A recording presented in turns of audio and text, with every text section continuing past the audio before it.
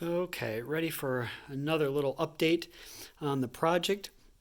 I did figure out a way by myself to get the passenger side cam chain on and locked into place, um, and was able to rotate the engine over and didn't seem like it hit anywhere or had any kind of issues. So I think the timing chain is completely in line. I got the timing marks in place as best as I could.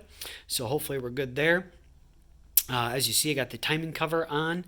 I got the water pump on, and I got the top, the valve covers on. I did also get there um, the alternator and the oil tube on there in the back where the oil filter goes on.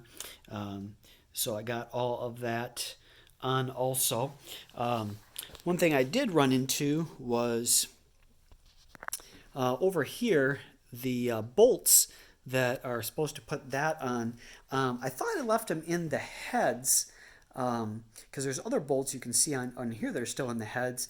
I thought I left the bolts in the head when I sent it off um, to be ported, but they're not in there now. So I don't know if I tried to be very careful and bag all the bolts and everything like that. So I don't know if somehow I missed that or put it in a different bag, but I can't find those bolts. So I think I'm going to end up having to call the Ford dealership to get those bolts ordered and coming. As far as that goes, otherwise, the rest of it is on. Um, I checked with the local O'Reilly's and they don't have any of the covers from the intake here down to the heads. So I'll also probably have to call the Ford dealership and see about just getting some factory ones.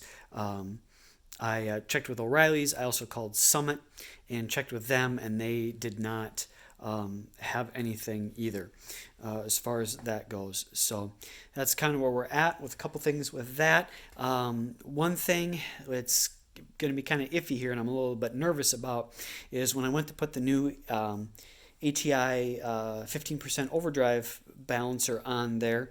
It looks like I messed up the threads a little bit when I was trying to get the factory balancer off. There was really no good place to kind of hook onto it. Unlike on my Fox body and stuff, it's got a couple spots where you can screw a couple bolts in and use a balancer puller to pull it off.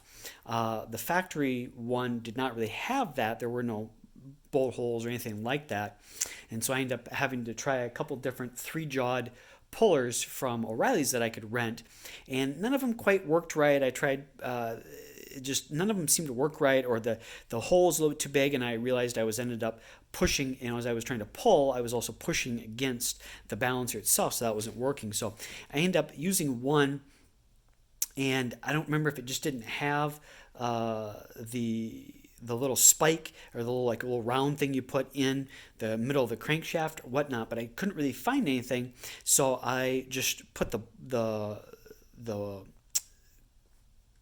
large, not bolt, but the large shaft of the puller up against the middle of the crankshaft. I thought it was big enough that it really wasn't pushing. It was kind of pushing around the outside of the crankshaft, but it turned out it was actually pushing into the crankshaft itself.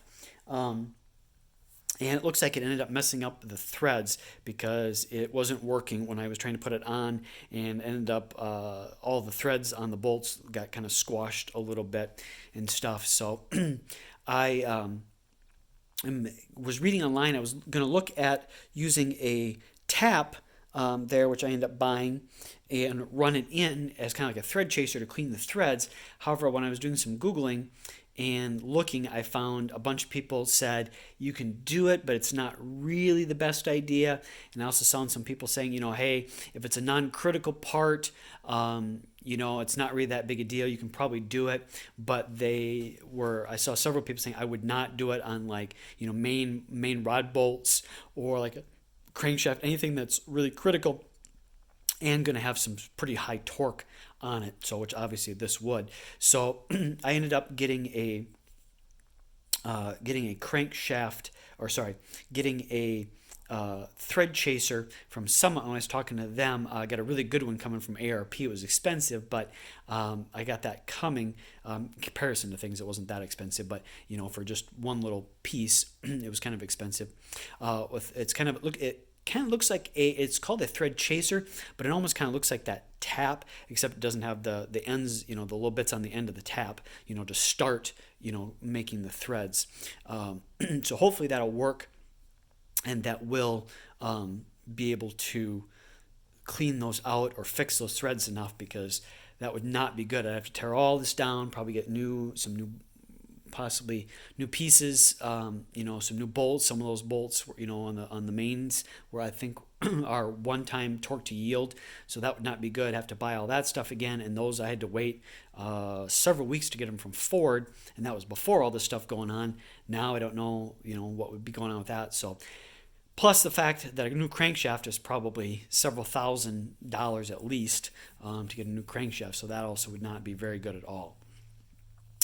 Plus I have to have it rebalanced, and that could just put a whole monkey wrench in a lot of things. So hopefully the thread chaser will be able to fix those threads enough that they'll do that. I also found, doing some research online, that some people were talking about ARP. It looks like they make a crank stud instead of just the bolt, which people, I guess, is advised for if you're putting high horsepower through it with an overdrive balancer or oversized balance, which I have on there, and using a two-step, which I don't know if I'd end up ever putting a two-step in, but you never know. But definitely we're shooting for high horsepower and have that overdrive balancer on there, so that could be a good idea. So I'm also going to look at seeing about getting that, or I couldn't really find it on the ARP's website, but I did find a couple websites that have it, so I'm going to call them and see if they're still shipping right now with things going on, and if they are, get that coming and hopefully fix that. So that's kind of where we're at with a couple things with that.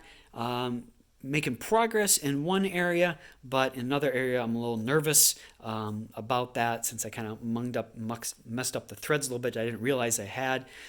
So hopefully I can get that fixed, and the threads will be okay, and we won't be too bad as far as that goes.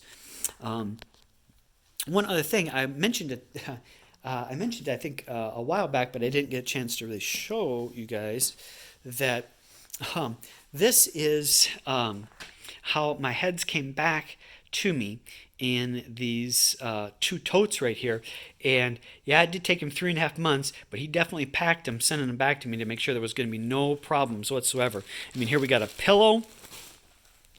We had a pillow on top, and then he had it wrapped in this really nice, pretty heavy moving blanket there.